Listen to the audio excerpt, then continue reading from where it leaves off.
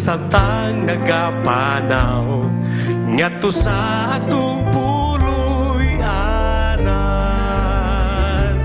Ang kahadlok atong igasikway karon sa Ginoo